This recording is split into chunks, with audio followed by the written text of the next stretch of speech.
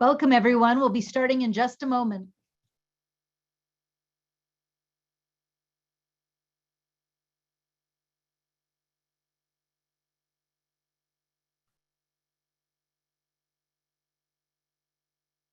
All right, we will go ahead and get started. Welcome, everybody. I'm Jennifer Mnookin.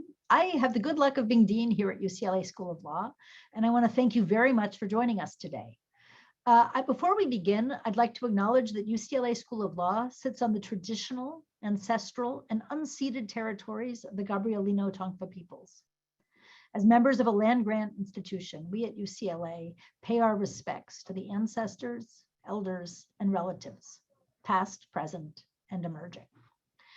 In these uncommonly challenging times, I feel very lucky that we at UCLA Law School are fortunate to have faculty, alums, and friends who are truly among the foremost experts in so many of the legal, social, and political issues at the heart of current conversations. And that's part of why we were able to arrange and present this panel on the future of reproductive rights in America, Texas, the Supreme Court, and the implications of SB8. And we were able to put it together very quickly in response to a topic that's obviously been big news in recent days, and of course, over a much longer period as well. I'm really looking forward to hearing more from our exceptional panelists. But before we begin, I also have the privilege and the pleasure of sharing with you a fairly significant piece of news that we're not really announcing quite yet. It's not, this is not sort of an official announcement, but I did want to be able to share it with those who are joining this panel. We are incredibly excited at UCLA Law School to be launching a center focused on reproductive health, law, and policy. This project is thanks to seed funding from the state of California, for which I'm very grateful. And this new center is going to focus on cutting edge research and scholarship and training around reproductive rights, focusing on the next generation of lawyers and leaders. And I just cannot imagine something more timely or more important at this moment. We'll have a lot more to say about that in the coming months. We are going to be looking for an executive director of this new center. So if you know great candidates, please direct them in our direction. But I wanted to be able to give all of you a preview about this today, because it is something we're just, that seems both extraordinarily important right now and that we're really excited to be able to be doing here at UCLA School of Law. Obviously, the time is especially ripe for the launch of this center. There's no question that the passage of SB8 has stoked intense debate and tremendous anxiety about reproductive rights, and the Supreme Court's refusal to block its implementation is causing even more concern for a great many across the country. And this is, of course, just one example of what's going on right now in around this set of issues. And so today, our panel of experts is going to dive deeper into these issues and to explore what's at stake. Yes, in Texas, but not only in Texas, the implications for women across America and others for whom reproductive rights are central, and what that's all going to mean for our future. It's my pleasure now to turn things over to our moderator, who will also be introducing and moderating today's panel. That is none other than the fantastic Brad Sears, who serves as my Associate Dean for Public Interest here at the law school, as well as being the founding director and the current director of our Williams Institute for Sexual Orientation and Gender Identity and the Law. And so I will turn things over to Brad Sears, and thank you again, once again, for being with us today. Brad? Great. Thank you so much, Jennifer. And thanks, everyone, for being here. I'm looking at the participants. So we've got about 180 people here. And so I'm so thrilled you could join us this afternoon. These are dark times in terms of reproductive rights, but I hope the message of our panel is, despite where we are today, there are things that all of us can do to move forward. And we've got a great panel to do that. So I'm going to ask the panelists to please join me on the screen, and I'm going to introduce the panel. You'll see their bios are in the chat. There's kind of a longer form in the chat of their bios, and I encourage you to take a look at those. my introductions will be fairly brief. And I also want to remind you, we're going to put up some information in the chat, some of them articles and pieces that the folks, our great folks on the panel have written. If you want to ask a question, we will have time for some questions and responses at the end of the panel. Please use the Q&A function. It should be down there at the bottom of your screen. And if you want to throw it in the chat, we'll see it there and make sure that we can address your questions. So with that, let me introduce our great panel. I'll start with Sue Dunlap, one of our extraordinary and tireless leaders in Los Angeles. Sue is the president and CEO of Planned Parenthood Los Angeles. One of our newest members to the UCLA Law School faculty, Carrie Franklin, who's not only an expert in this area, but also in LGBT rights, and she's our new McDonald and Wright Faculty Chair of Law. Next, we have Sapna Karti, who is the very wonderfully named Sears Clinical Teaching Fellow. Sapna, we're already moving with our new center and on these issues, and thanks to a partnership with Planned Parenthood, Sapna is our very first law teaching clinical fellow focused on sexual and reproductive health. So she's just started, but she'll be helping us develop a new clinic in this area at the law school. And last but not least, we have John Michaels, also on the faculty at the law school, and I think also demonstrating the great strength that we already have as we found this new center. With that, Carrie, I'm going to start with you. Obviously, we've been reading in the paper about SB8. I wonder if you can kind of give us an update of where things stand at this point and the broader implications of the law and of the Supreme Court's decision about SB8. Okay, well, SB8, as you know, has gone into effect, which means that essentially Roe is non-operative in Texas because SB8 is a so-called heartbeat ban. It bans abortions past 6 weeks. About 85 to 90% of abortions in Texas take place after that time. So abortion is effectively unavailable currently in Texas. Now, Texas is not the first state to pass a heartbeat ban. Numerous other states have passed these bans, and all of those bans have been stayed by lower federal courts because, as Justice Sotomayor said, they are flagrantly unconstitutional. They violate Roe and Casey. They ban abortion before viability, which those decisions for a very long time have said the government cannot do. So why is SB8 in effect when the other states' laws didn't go into effect? Well, as you have probably read, Texas developed a strategy to try to insulate the law from legal challenge. So what they did is write the law in such a way that they said the state is not enforcing this law. Private individuals, groups, organizations, but not the government, is going to be able to enforce this law by suing anyone who aids and abets or intends to aid or abet the practice or obtaining of an abortion. This law is written in an incredibly vague manner, such that it could include people who donate to abortion funds, Lyft drivers who transport women to clinics, clinic escorts, anyone who aids or abets an abortion can be sued for $10,000 at a minimum. And you cannot, if you are accused and you win, you can't collect attorney's fees, but the other side can collect attorney's fees. Basically, it has made the provision of abortion impossible. The Whole Women's Health went to district court and said, stop, we'll figure out the constitutionality of this. It's flagrantly unconstitutional, but let's stay it while we do, which is normally what would happen. But the Fifth Circuit reached out and stopped the district court from having hearings on this law.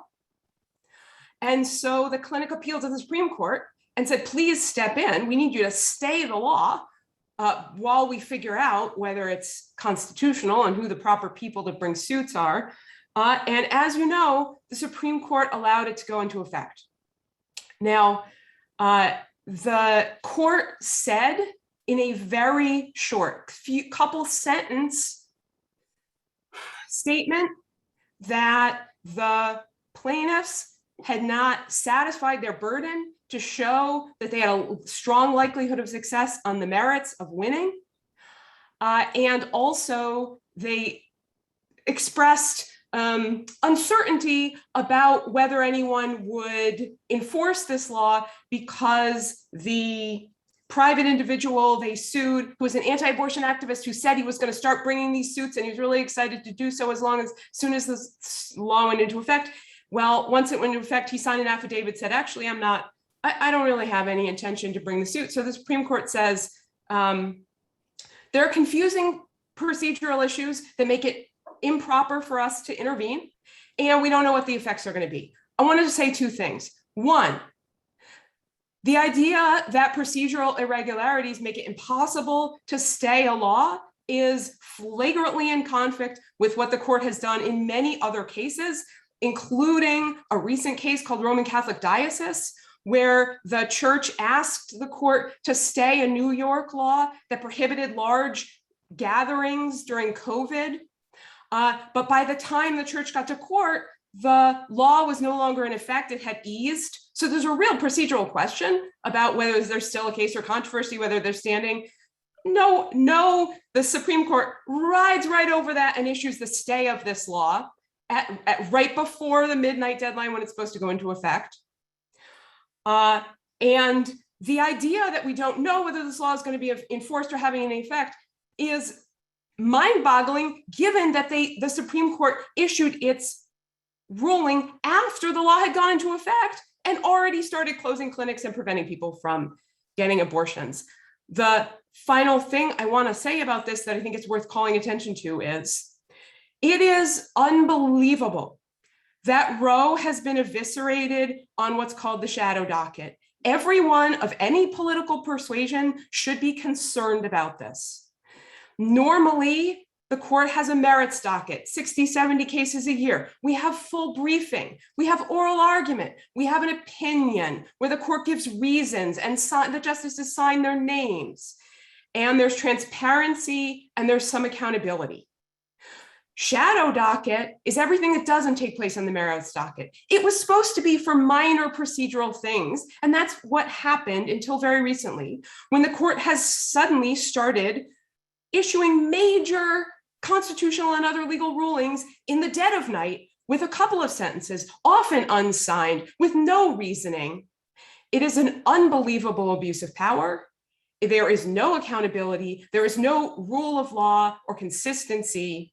And the fact that Roe is now destroyed in Texas and women in Texas cannot have abortions, and the Supreme Court won't even take ownership over that, won't even admit that they've done it and did it in the dead of night without any explanation, is horrible for human rights, civil rights, the rights of pregnant people, women, and also everyone in America who cares about the rule of law.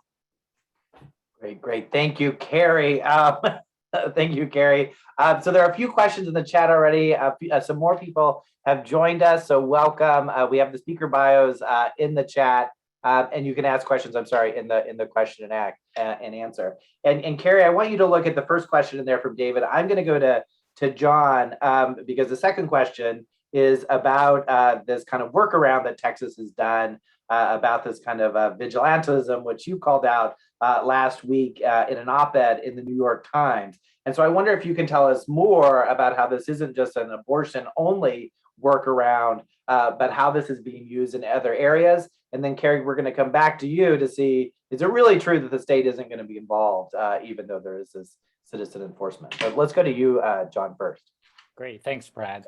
So these are part of a growing and increasingly alarming trend of what the co-author in that project, we also have an academic article on the subject, and his name is David Knoll from Rutgers, and I have been working on. And we've been classifying or trying to kind of put a circle around these various laws by calling them right suppressing laws, because there are other private enforcement mechanisms in existence that are supposed to aid and support the government's efforts to do such things as crack down on environmental degradation, to combat workplace discrimination, and a variety of other things. But let me explain a little bit why this feels different. So just to give a sense, and Carrie already previewed a lot of this, so it authorizes any person to sue anyone who aids or abets the performance or inducement of an abortion or intends to do so. This pretty much tracks language we've seen in other contexts. For instance, in Tennessee, there is a similar law about suing public school officials if they allow trans persons to share a bathroom with non-trans persons. And in Florida, a female student who is, quote, deprived of an athletic opportunity. And by that, it means that she may have to play alongside a transgender student, or student athlete, I should say. That is somehow depriving them of an athletic opportunity, and it gives parents the right to sue. And like Carrie said, also collect damages. Okay, so there's a real incentive there, not just for irritated or easily offended parents in that situation, but also for lawyers to get involved, because this could be a quite lucrative practice, given those $10,000 fees can really add up if you're suing a whole bunch of school officials and whatnot.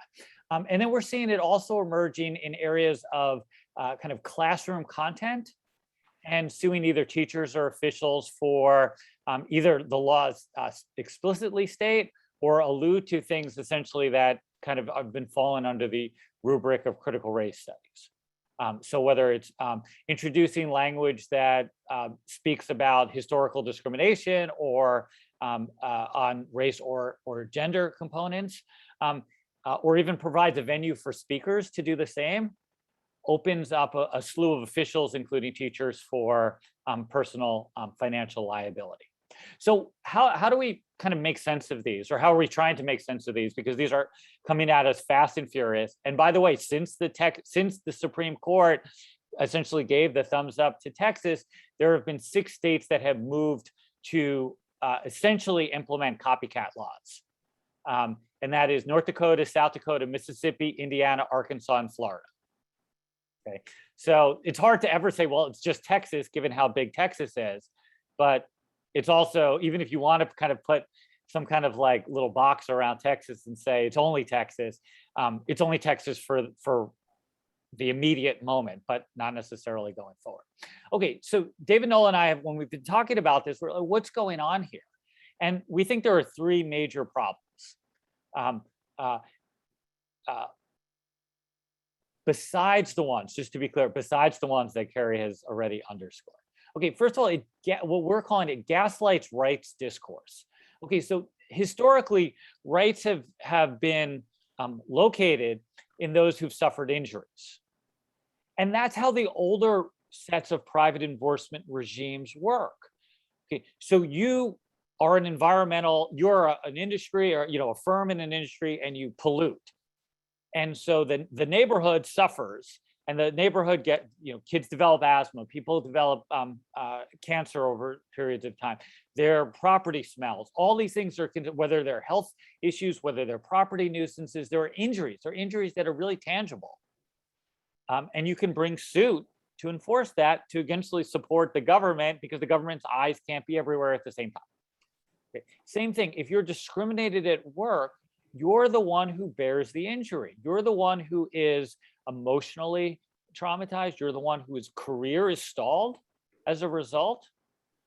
You're the one who might have to seek other employment with a potential stigma. Why did you leave your last job? Are you a difficult employee? All that stuff, right? So again, rights, and this is not some kind of new liberal understanding, progressive, woke, whatever language you want to talk about rights. This is very classical, small c conservative understanding of rights that are born in property owners, that are born in people who are trying to sell their wares as employees, etc.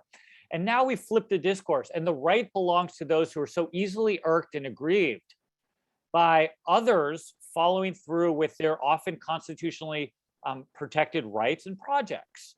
My right to speak, my right to control my bodily integrity, my right to be able to express myself on the soccer field or in the schoolroom as I see fit and as I understand myself to be a fully actualized person.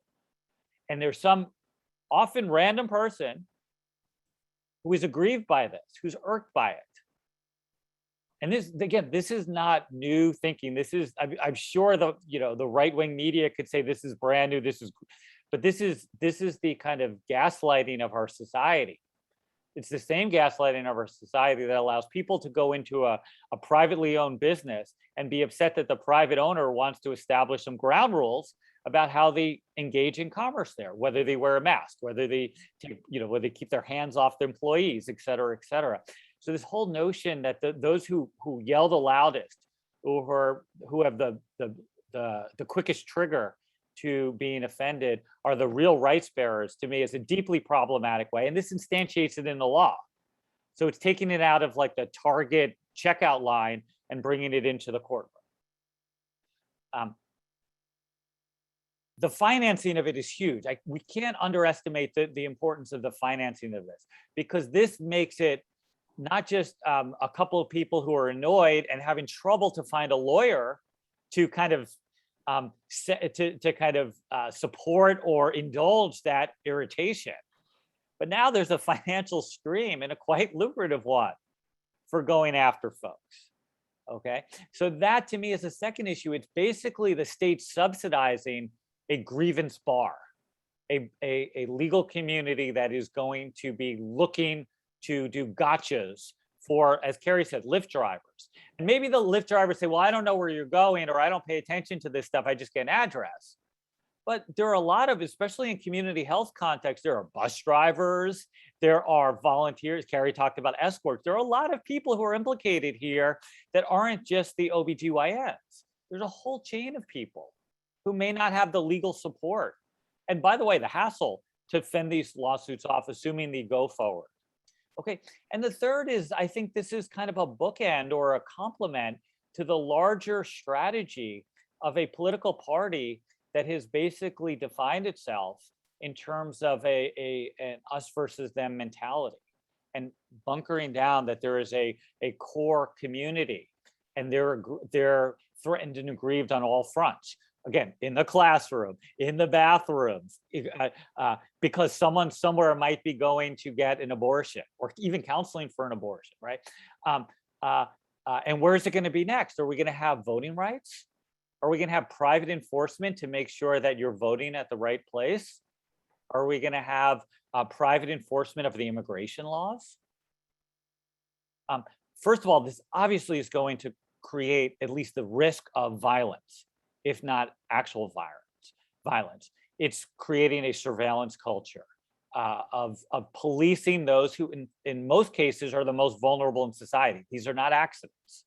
And I think we have to recognize that this is also, besides being a legal strategy, because Carrie and I might disagree about this, and I'd love to hear Sue's thought and everyone else's thoughts as well on this, but it's not as if Roe and Casey are on such firm footing right now that there's other things at play here, which is the kind of, to weaponize or furnish the weaponry to individuals who are ready to kind of wage war against their neighbors, their school, their friends from school, or their otherwise, acquaintances from their community.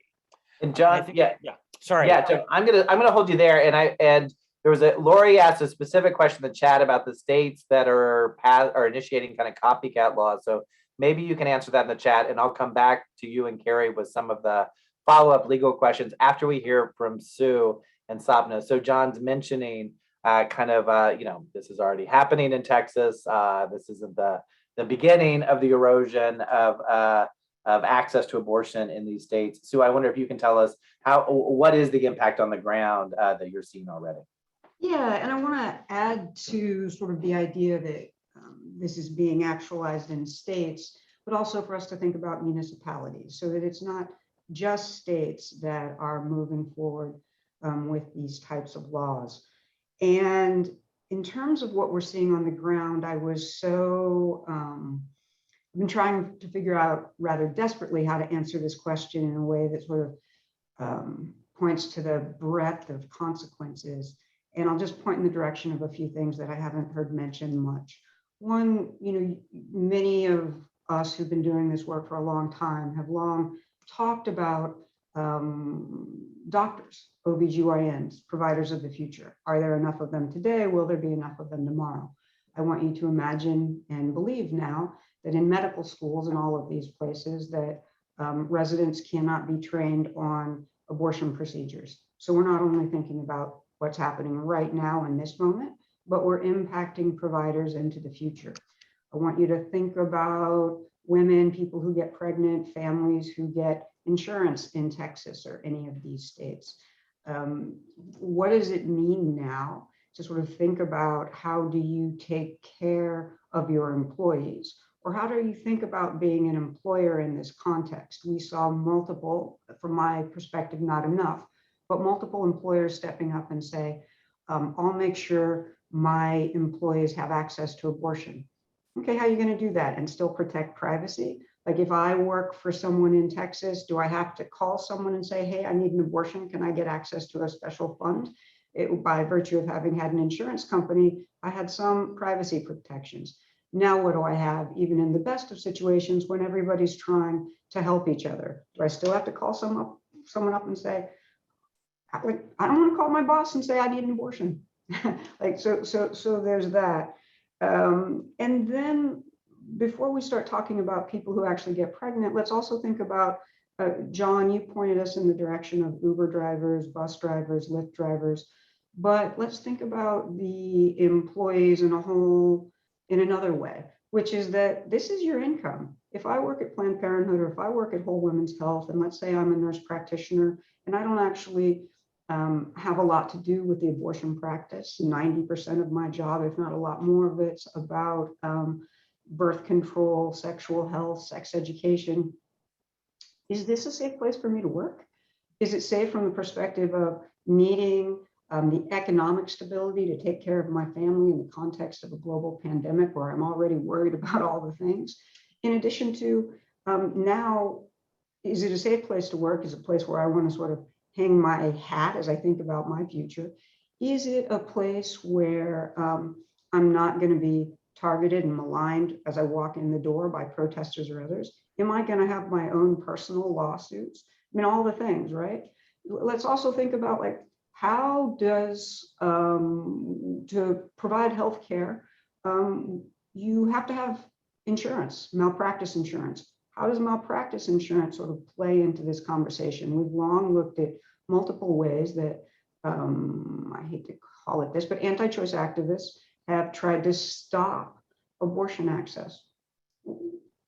Can't get malpractice insurance because blah, blah, blah. So I want you to think, and I blah, blah, blah, it sounds like I'm making light of it. I'm actually so horrified by what is happening that I sometimes can't put words to it. And I haven't even begun to sort of talk about the experience of a young woman or a person who's pregnant, who's in a moment where they don't know who to turn to. Part of why I work at Planned Parenthood is because I firmly believe that anyone and everyone, when they need help, should have a place to call. They should have a place to go. So imagine yourself 23 years old, you're living in Texas, you're not really following the news, that's not your thing. And you were sexually assaulted and you want to reach out to someone for help. What do? Do you think it's safe to call? Like, are you trying to figure out the news? Are your friends saying, don't call anybody, don't tell anybody, they're going to sue you? Not necessarily because it's true, but because people can't figure it out, much as we here together with the incredible privilege of wonderful educations are sitting here saying, it doesn't work, it doesn't make any sense, it doesn't fit in our understanding of our legal system or healthcare or the world. And now I'm a 23-year-old who was just sexually assaulted and trying to figure this out.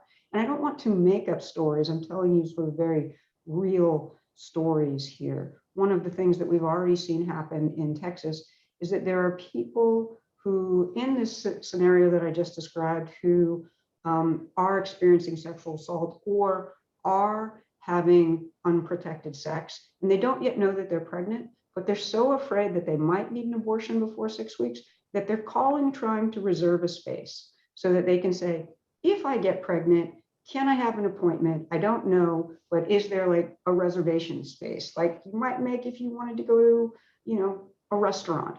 It's absurd. It doesn't make any sense, and it's unmanageable. And it is so heartbreaking at a time in our country, and also wrap up with this with the hope that we'll come back to some of these conversations. But at a time in our country where I just had the chance to watch, some of you know who LaFonza Butler is. She just left Los Angeles to run Emily's List. It was just announced this week. But in announcing her new role in Emily's List, they did a beautiful video that includes her mom, but also her daughter. And in it, they talk about the import of electing Kamala Harris as vice president as a metaphor for young people being able to look to the future, people of color, young girls, and imagining they too could be that.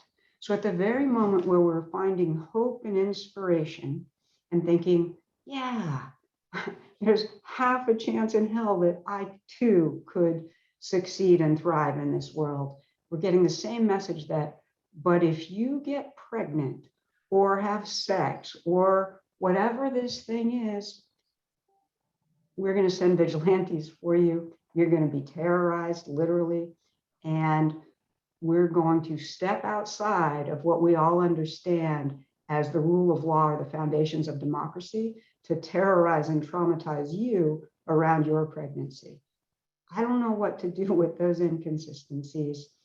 And hopefully we'll talk about that a little bit too as we go on. Like, what do we do? Yeah, thanks, Sue. And I think I know this. You're already Planned Parenthood LA is these thousands of women every year from other states, I'm sorry, from other countries. Are you seeing an uptick in yeah, calls from Texas? Or we do see people. It started really in earnest about 4 years ago, 5 years ago now, that we see people from all across the country and all around the world traveling to Los Angeles and other places for abortion care. And yes, without question, we have seen an uptick in women coming from Texas as well as other places, because much as I pointed to, even though it may not make sense to us, when access to abortion gets confusing or is in the news a lot, it's if you're in a difficult moment, you just need help. You can't figure out what law, where, when, how, you just need help. So yes, we are seeing more people here, and frankly, all kinds of Planned Parenthoods all over the country and other independent abortion providers. And any story you've ever imagined about someone having to travel for abortion access, it's already happened. Yeah. And so, and I think as we're talking about things people here in LA can do, the training of OBGYNs that women are coming here and people who are pregnant, who need services and who need help getting here. And Sapna, you're a fellow Missourian like I am. And so I know you just came from the Midwest, where you had a fellowship in reproductive rights at the ACLU. Can you tell us a little bit about what you saw kind of on the ground working in the Midwest? Yeah, definitely. Thanks, Brad. And I'll actually pick up right where Sue left off.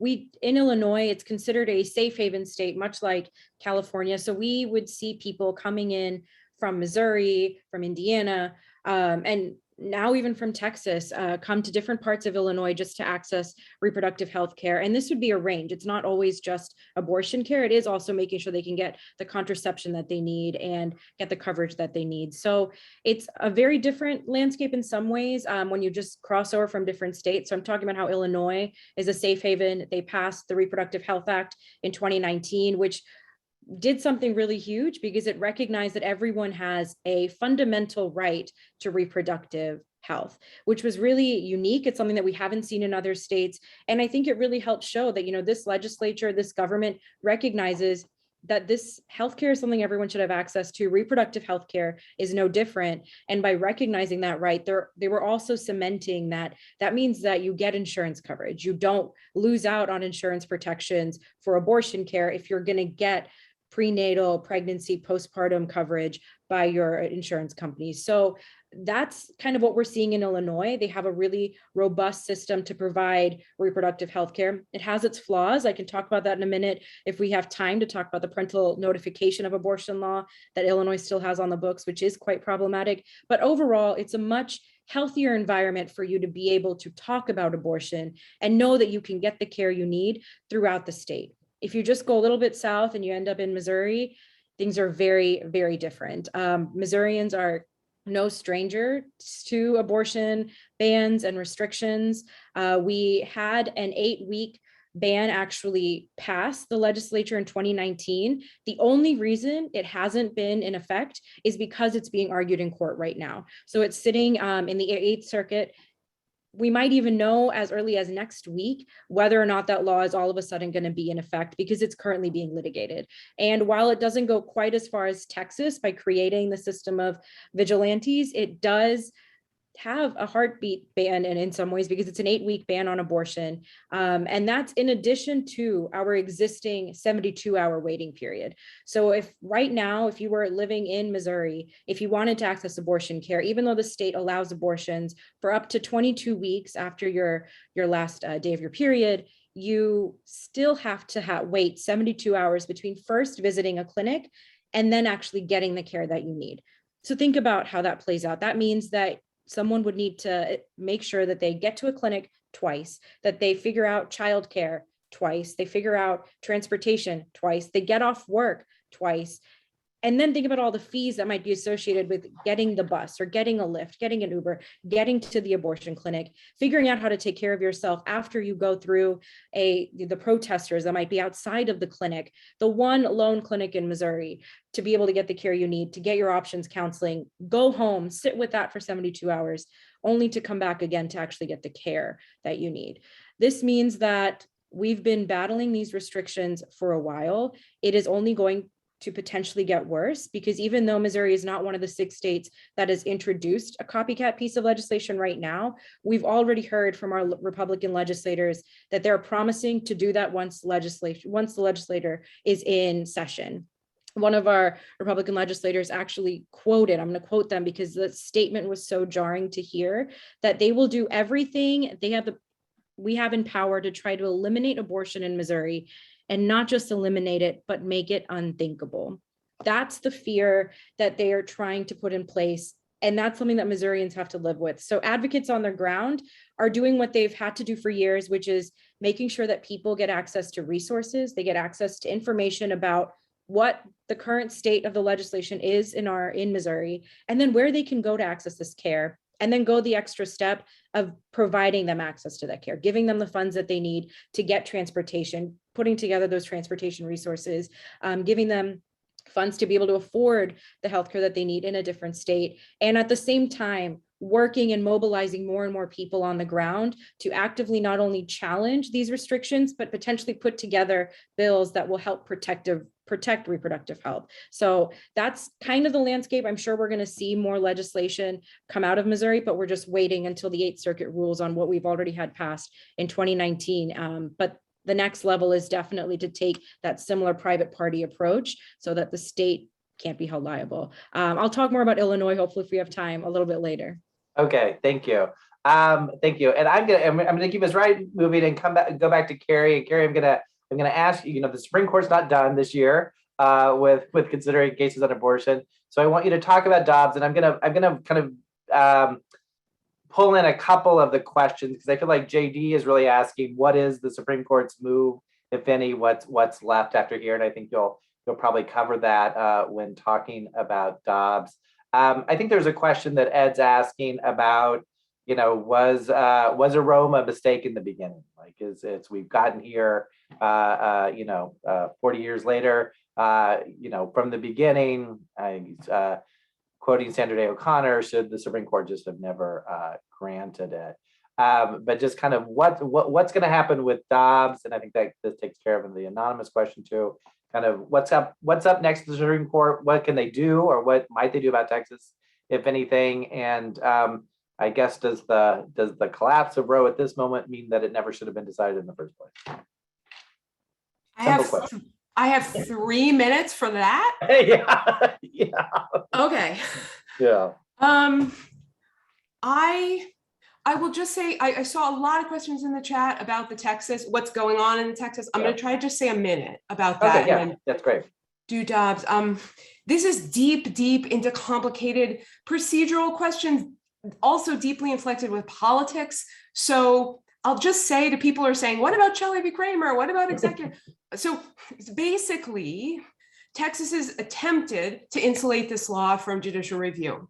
The clinic has a number of theories about why it's not actually immune from suit, or why there is standing and you are able to challenge this law. And a number of theories include, one, these private individuals are state actors for the purpose of enforcing this law. They've been deputized basically as vigilantes to enforce this law. They're carrying out the wishes of the state, so potentially they're state actors.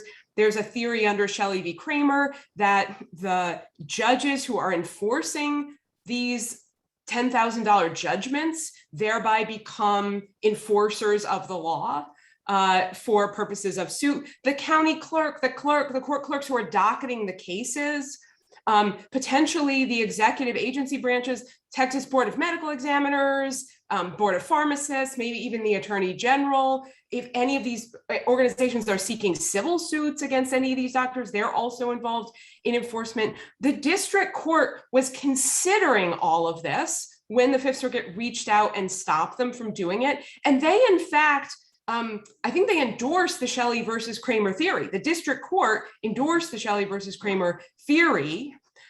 So it might be that once this is actually allowed to get to court, that it will be stopped, right? Maybe the clinic is right, and you can sue state officials because the law didn't actually successfully insulate the state from challenge. That's what we're trying to decide, but these courts keep stopping those proceedings from happening. I also just want to flag that you probably saw in the news, it's important to know, Merrick Garland, the United States, has just now filed a lawsuit against Texas to stop SB8. And this changes the game because where there's these questions about whether these state actors are immune from suit from the clinics, the United States, under law as it has existed, the United States can sue Texas, and all these qualified immunity issues for these state officials should go away. So potentially the United States will be able to win a suit to stop SB8, saying it violates federal constitutional law. The last thing I want to say is the federal government has a pretty great argument about the supremacy clause.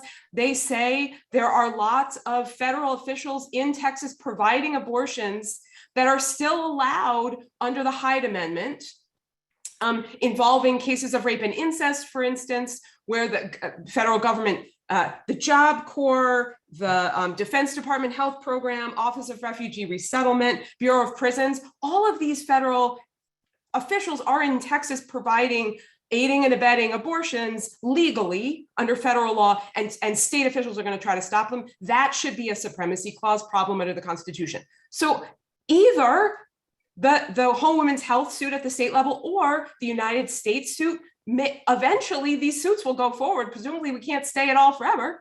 And maybe SB8 will be struck down. I don't know. Maybe the court will find ways to uphold it. That would, to me, be very counter to precedent, but I'm no longer willing to predict that would stop that from happening. But all of you who are asking questions, you may be right. SB8 may get struck down eventually.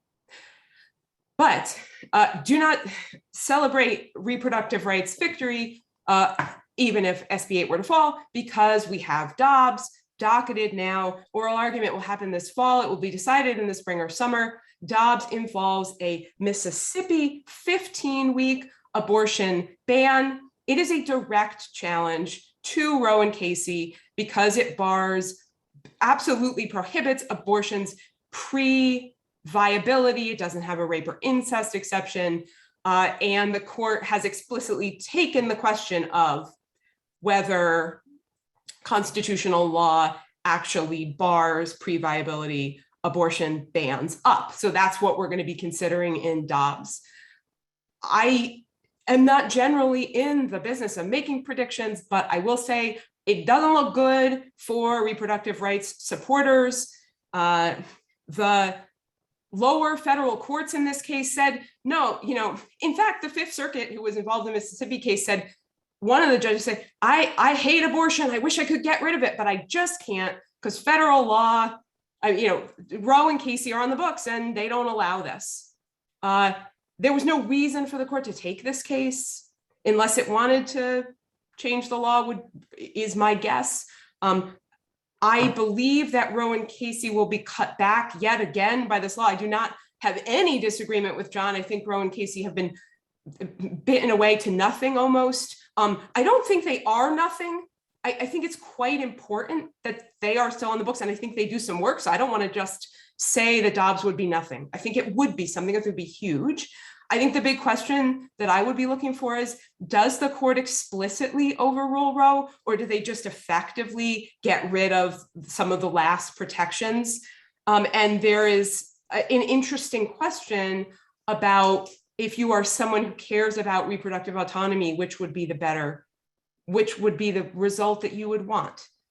Because there is an argument, Roe overruled as the headline of every paper could be galvanizing for people who are going to finally wake up to how dire the situation is in a way that they just can't over the last 30 years as the court chips away and chips away and chips away, and it's hard to understand, and it seems like we still have Roe and people have some sort of security that was unwarranted, but it's interesting. The last thing I'll say is I just think I would have said that they would keep just chipping away at Roe, and I think that Chief Justice Roberts actually has some sympathy for that approach, because it makes the court look less political and less like it's exercising raw power and more like it's making subtle constitutional distinctions and adjudications. They don't even need the Chief Justice anymore, right? There's Alito, Thomas, Kavanaugh, Gorsuch, and Barrett. That's 5. So I think some of the institutional concerns that a Chief Justice might have about making the court not look like an arm of a political party or someone exercising just pure anti-abortion politics may not be at the forefront anymore. So we will see, but I would not, whatever happens with SB8, there's more restrictions coming down the pike. And I don't think it looks great at the court. Great, thank you, Carrie. I think whatever you call compound question times 10, I think I just asked you and you answered it masterfully. So we're gonna go to John now, and I'm gonna narrow the questions.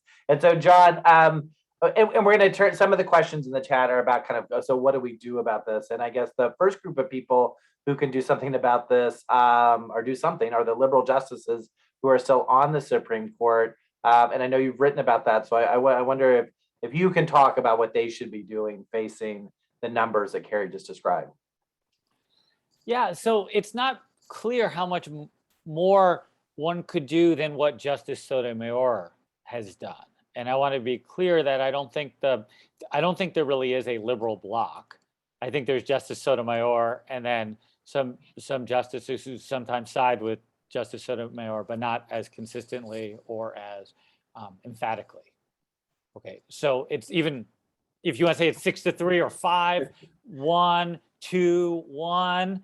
There's a lot of ways we could slice this, but I just want to acknowledge that Justice Sotomayor is carrying a lot of the weight for what is sometimes seen as the liberal tail of the court.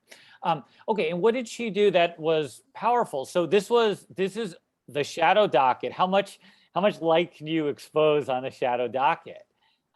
So she signed her name, which is a start, right? That's under the kind of Carrie framework, but it still came out in the middle of the night. And she basically said what her colleagues gestured to the procedural irregularities of this move, to the affront it is to their ability to handle merits cases, to this apparent inconsistency with settled precedent. And she went further and she talked about a lot of the issues that have been front and center here. This is about vigilantism of a legal sort. This is about an express way to circumvent the court from making the hard choice that at least Justice Roberts probably doesn't want to make for exactly the reasons that Carrie illuminated. A 5-4 decision looks different. And the only question about like what can one do now, it's like, it's important to still be the lone dissenter. And I think of her in that way as a little bit more, again, out and the model out from Justice Breyer and Justice Kagan. And I would say the model that she might want to emulate would be what the then Associate Justice, later Chief Justice Rehnquist did. So in the 1970s, Rehnquist was out there alone as a right flank and basically calling fouls when he thought the law was erring and in direction of the consistency with the Warren Court that he thought was out of step with the jurisprudence as he understood it. And the dissents in the 70s became concurrences in the early 80s, which became majority opinions in the 90s. And Justice Sotomayor's job, to the extent we can put more pressure on a judge in that context, is to lay the foundation, not to try to do the accommodationist route. Justice Kennedy is no longer on the court. Okay, the idea of having to try to make nice with a centrist justice doesn't make sense. And as Carrie said, Justice Roberts doesn't get you anything other than 5-4. The best you can get is a solid dissent. And by the way, Justice Roberts did not sign on to Justice Sotomayor's opinion. And I think that's meaningful about the extent to which he will move.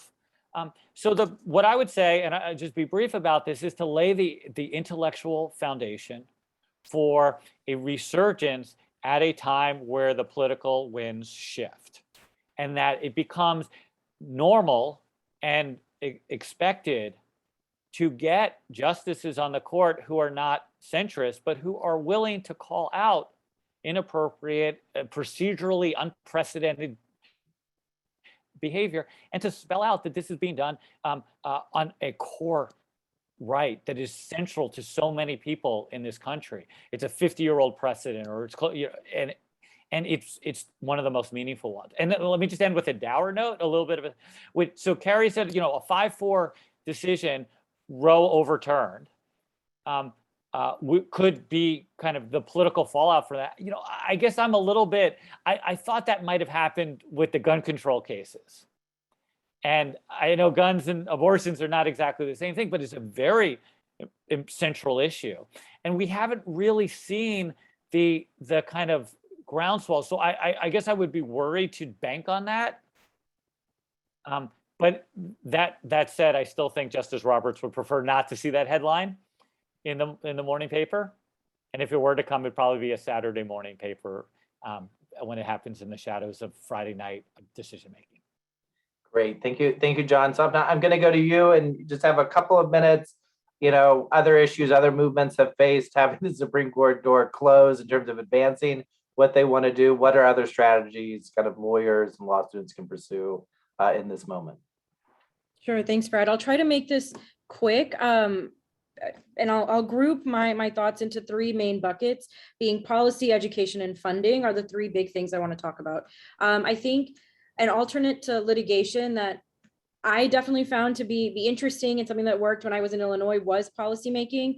I was working in litigation first. We were actively arguing cases, and that's when we started to also think about putting together something like the Illinois Reproductive Health Act. We started drafting it because we realized that even though litigation is a very effective tool to recognize people's rights and to really make sure to get an understanding of what our laws mean, we do need to also actively put together policies that protect our rights and that recognize them. And I think that's still a tool that a lot of folks can take advantage of, not only at the state or federal level, but also at the local level, to be creative and think of ways that municipalities can maybe help protect people and make sure they're able to get access to the care that they need. So policymaking is one big alternate to litigation that I think can be very effective and has been effectively used in other states like Illinois and even with Oregon, where they passed the Reproductive Health and Equity Act.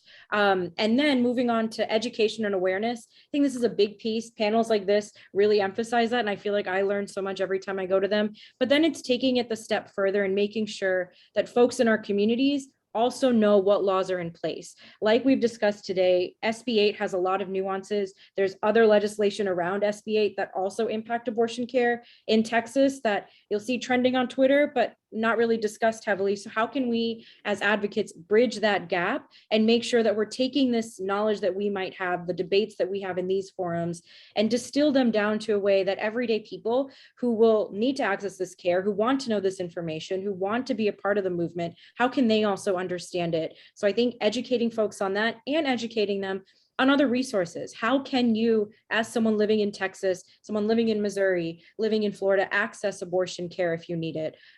What can you do to do that? Which leads to the third, which is funding. We need money for these movements to work. And that means not just the big nonprofits that may be fighting these courts or these cases in court, but also those community groups and mutual aid networks that are making sure right now that Texans that have lost this care in their state are getting access to transportation to make it to California, to make it to Illinois, to get the care that they need, making sure they have the funding to take care of it and not having to rely on insurance that may deny them that care.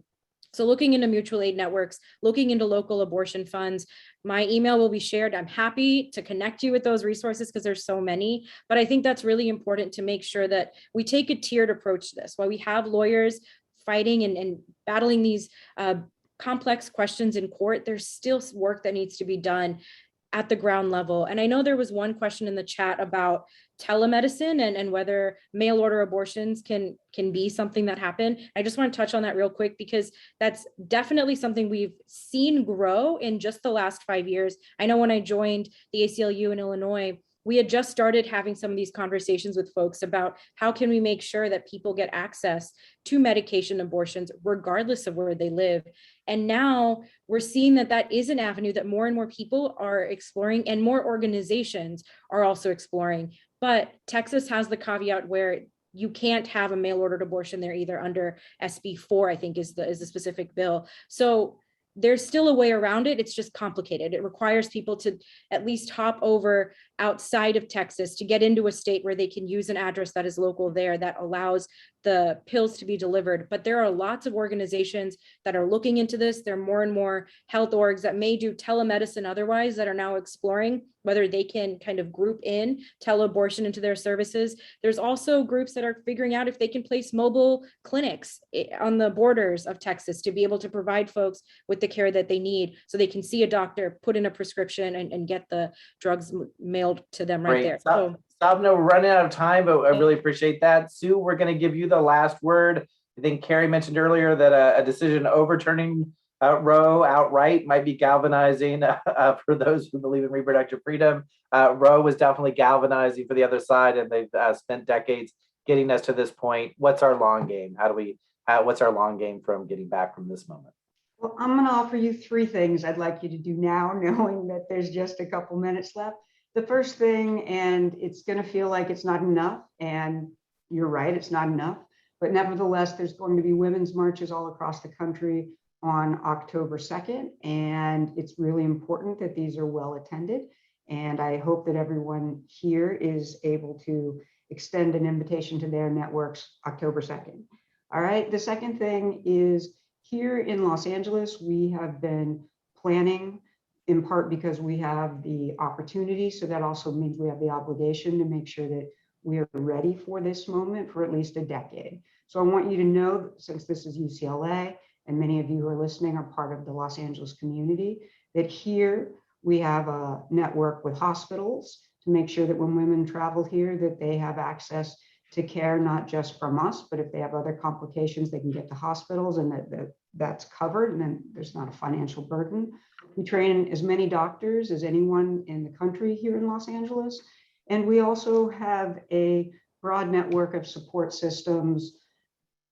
What you would hope for in Los Angeles is here, And the last piece of this number 2, before I quickly go to number 3, is that this institute that we're talking about right now here at UCLA is part of that conversation. So we couldn't have necessarily created and successfully funded an institute like this in other parts of the country. So again, Los Angeles, we have a different obligation to show up from a variety of directions. And then the third thing I'll ask, and it's in response to much of what I've seen in the chat, and of course, this is an academic conversation, so it would be expected here. But the number one thing that I experience is when, and Carrie, you pointed to this too, is when we talk about chipping away at Roe versus Wade, when we hear women saying abortion access is hard, so many of us, because we can't believe it, go to the academic conversation about, but this, but that, but this, but that. And what I want to ask you to do is trust the people on the ground who are saying to you, in Texas today, there is no Roe versus Wade. Women, people who get pregnant, do not have access to abortion. They are already and have been traveling at great lengths at great personal cost. This isn't about what happens tomorrow. This is already happening in this country. And yes, we need to make a legal case and legal arguments well into the future. We also have to know that real people are being affected today. Great. I want to thank everyone who's on the Zoom with us today, all of our great speakers for not only kind of describing where we are at today, but offering a path forward. I went to a law school and remember a time when Bowers versus Hardwick was decided, and we thought advancing LGBT rights in federal courts just wasn't going to happen for a very, very long time. And we got there. And I know working together with all the great ideas that you've had in the chat and all that our speakers had, we can move forward from this day. So thanks everyone for joining us today and being part of that. Thank you.